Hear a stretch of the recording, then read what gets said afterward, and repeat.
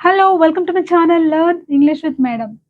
ఈ వీడియోలో గెట్ అన్న వర్డ్‌కి సంబంధించిన రకరకాల మీనింగ్స్‌ని డిస్కస్ చేద్దాం విత్ సో మెనీ ఎగ్జాంపుల్స్.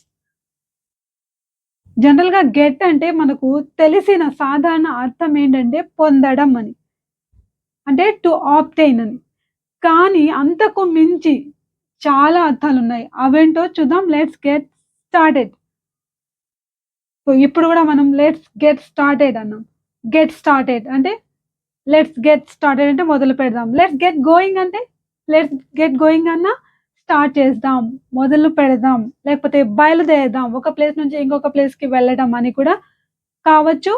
అలాగే టు స్టార్ట్ ఎ జర్నీ అని కూడా కావచ్చు. లేకపోతే ఒక టాపిక్ గురించి మొదలు పెడదాం. We are already late. So, let's get going. ఇప్పుడు చూద్దాం. మొట్టమొదటగా ఈ అరైవ్ అన్న వర్డ్‌కి బదులుగా మనం గెట్‌ని యూజ్ చేయొచ్చు. అంటే ఇప్పుడు జనరల్‌గా ఏమంటాం? అక్కడికి నేను ఫలానా టైంకి చేరుకున్నాను. ఐ అరైవ్డ్ దేర్ అట్ 9:00 ఇలా ఏదో చెప్తుంటాం. అరైవ్డ్ అంటే చేరుకున్నా. లేదా ఒక ప్లేస్ గురించి చెప్పామనుకోండి. I arrived at the railway station. At the railway station అనాలి. మరి దీనికి బదులుగా మనం గెట్‌ని యూజ్ చేయొచ్చు. I got there at 9:00. I got home at 8:00 లేకపోతే I didn't get home until midnight. ఇక్కడ చూడండి గాట్ అంటే గెట్ యొక్క పాస్ట్ టెన్స్ ఏంటి? గాట్ అన్నమాట. Past participle gotten. కానీ మనం పాస్ట్ పార్టిసిపుల్‌గా గాట్‌ని కూడా యూజ్ చేయొచ్చు. ఐ హావ్ గాట్ ఇలాగా. ఐ హావ్ గాటెన్ అనొచ్చు. లేకపోతే I have got mostly I have got అనే యూజ్ చేస్తుంటారు. సో, ఐ గాట్ హోమ్ అంటున్నాం. అంటే నేను ఇంటికి చేరుకోవడానికి మిడ్‌నైట్ అయింది. అంటే ఐ గాట్ హోమ్ లేకపోతే I didn't get home until midnight. ఇక్కడ గెట్ తర్వాత మనం ప్రిపోజిషన్‌ని యూజ్ చేయట్లేదు. కానీ ప్లేస్ మనం మెన్షన్ ఇప్పుడు హోమ్ అనేది అడ్వర్బ్ ఆఫ్ ప్లేస్ అది నౌన్ కాదు. కానీ ప్లేస్ మెన్షన్ చేసామనుకోండి. I got to Hyderabad. Got to అనాలి అక్కడ. ఐ గాట్ హైదరాబాద్ అనకూడదు. I usually get to work at 8:00 నేను ఎప్పుడు వర్క్‌కి 8కి అంటే వర్క్ అంటే ఇక్కడ మన వర్క్ చేసే ప్లేస్ అనే అర్థం వస్తుంది వర్క్ అంటే. సో, ఇది నౌన్ అన్నమాట. కాబట్టి ఇక్కడ గెట్ టు అనాలి. ఆ తేడాని మనం గమనించాలన్నమాట. సో, ఐ గెట్ దేర్ అంటే ఆ ప్లేస్‌కి నేను చేరుకోవడానికి చేరుకుంటా. ఐల్ గెట్ దేర్ అనొచ్చు. దేర్, హియర్ లేకపోతే అడ్వర్బ్ ఆఫ్ ప్లేస్ ఉన్నప్పుడు హోమ్ ఉన్నప్పుడు మనం గెట్ దేర్ అనాలి గానీ, అంటే గెట్‌తో ప్రిపోజిషన్‌ని యూజ్ చేయకూడదు. సో, ఆ తేడాని గుర్తుపెట్టుకోవాలి. సో, ఇక్కడ గెట్ అంటే ఏంటి? టు అరైవ్, టు రీచ్ అని అర్థం. నెక్స్ట్ వన్ గెట్ అంటే ఇంకొక మీనింగ్ ఏంటంటే టు బై సంథింగ్ అంటే కొనుక్కోవడం. ఏదైనా కొనుక్కోవడం అనే సందర్భంలో యూజ్ చేయొచ్చు. Wear did you get that bicycle? ఆ బైసికల్ ఎక్కడ కొనుక్కున్నావు? అంటే ఎక్కడి నుంచి తెచ్చుకున్నావు? ఎక్కడ కొనుక్కున్నావు? అనే అర్థంతో ఇక్కడ గెట్ అన్న వర్డ్‌ని యూజ్ చేస్తామనమాట. Where did you get that bicycle? He is going to get some juice for me. He is going to get some juice for me అంటే అతను కొనుక్కొనొస్తాడు అని. ఇక్కడ కొనడం అని అర్థం అంట. While you are out get some fruits. నువ్వు బయటికెళ్తే ఒకవేళ నువ్వు బయటికెళ్తూ ఉన్నట్టయితే నా కోసం కొన్ని ఫ్రూట్స్ తీసుకురా. గెట్ అంటే ఇక్కడేంటి? టు బై కొనుక్కొని తీసుకురా అని.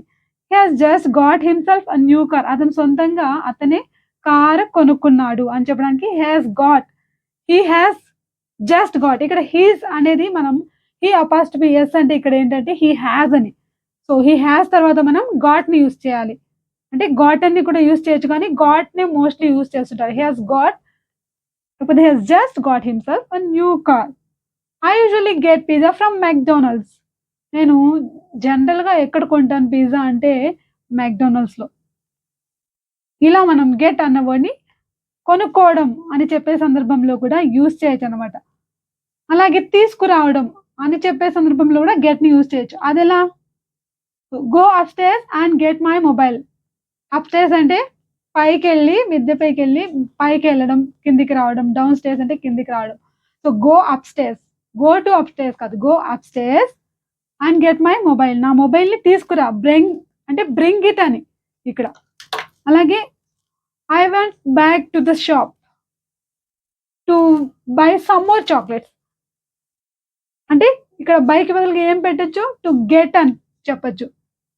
అంటే బై అన్న, బ్రింగ్ అన్న అంటే తీసుకురావడం అని చెప్పే సందర్భంలో కూడా మనం గెట్ అన్న వర్డ్ని యూజ్ చేయొచ్చు. అలాగే కొనుక్కోవడం అని చెప్పే సందర్భంలో కూడా యూజ్ చేయొచ్చు. ఇక్కడ బ్రింగ్ అన్న దానికి బదులుగా మనం get.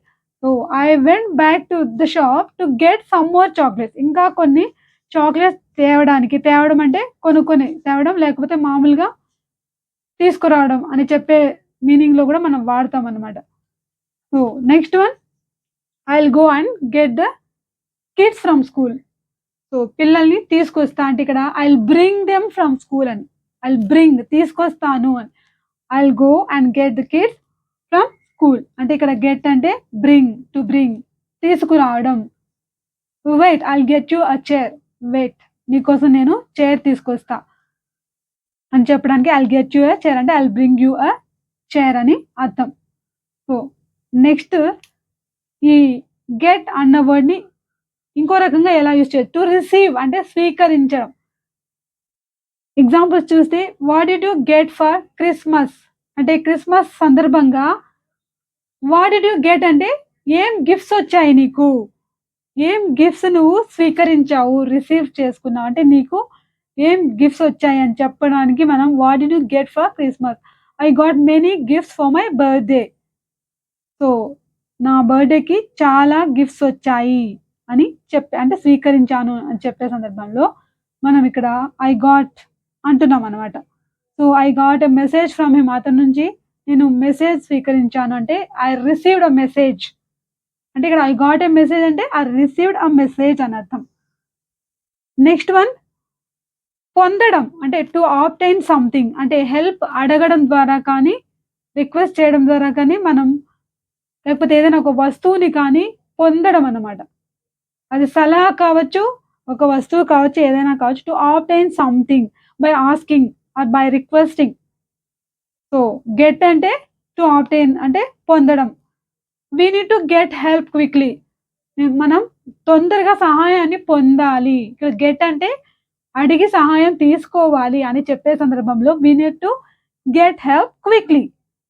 So it would be a good idea to get your parents advice. మీ తల్లిదండ్రుల సలహా పొందడం అనేది ఒక మంచి ఐడియా.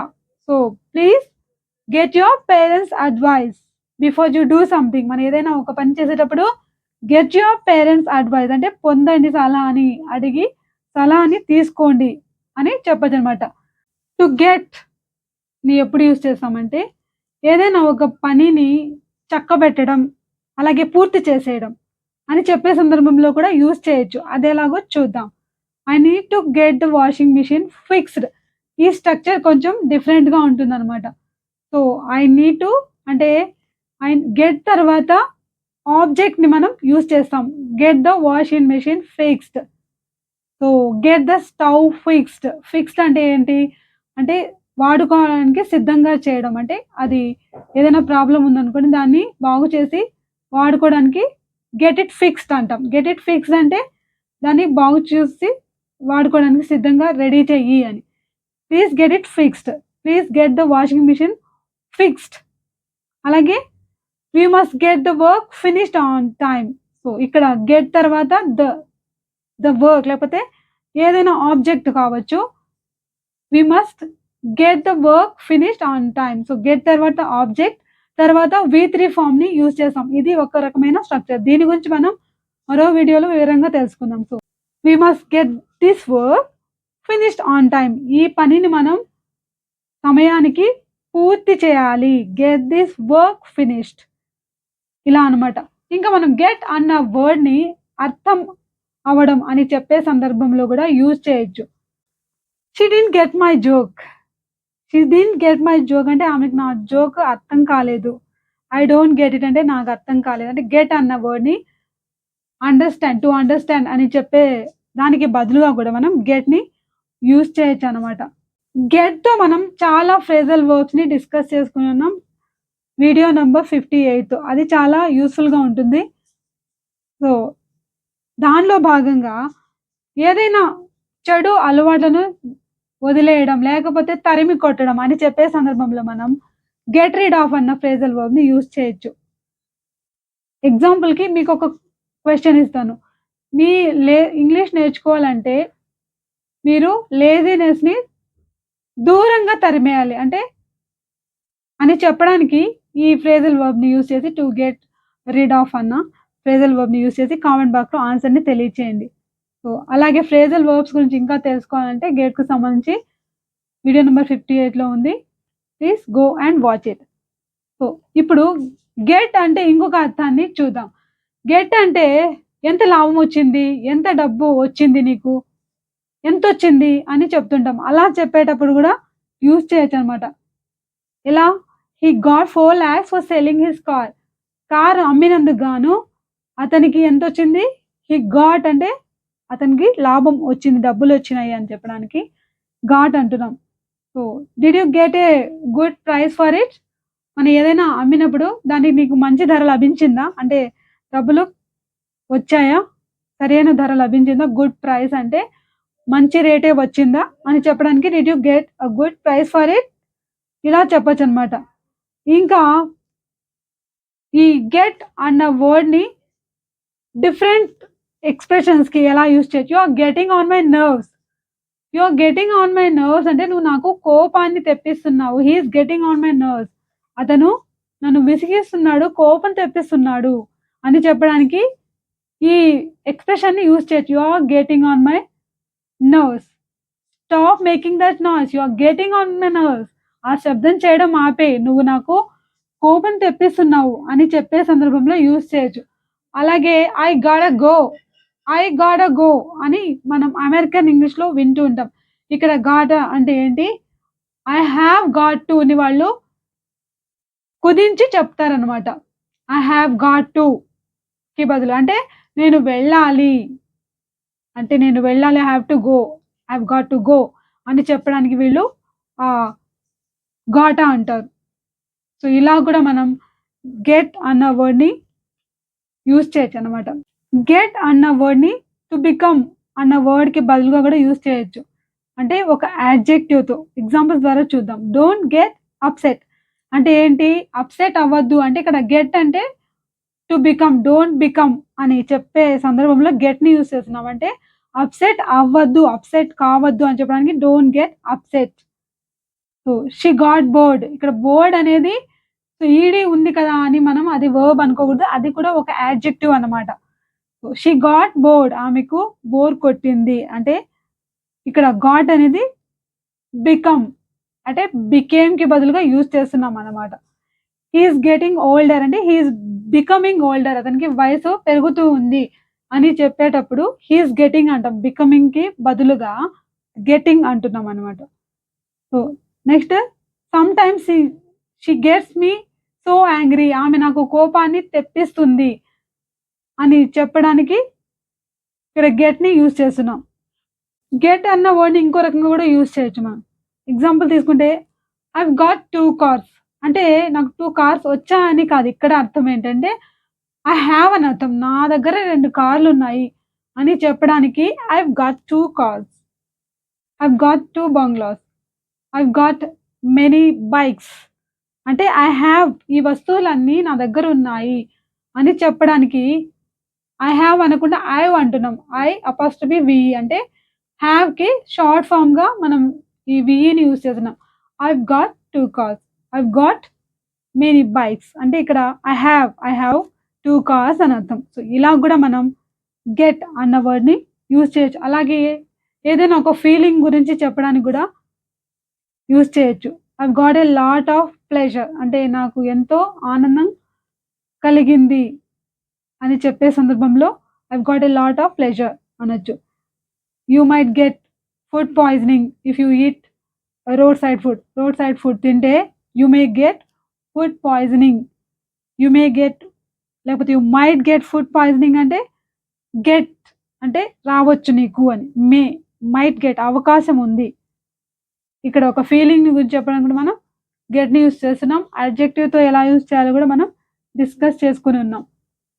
సో, ఈ వీడియో మీకు నచ్చితే హెల్ప్‌ఫుల్ అనిపిస్తే లైక్ చేయండి, షేర్ చేయండి, సబ్స్క్రైబ్ చేయండి. Thank you. Thanks for watching.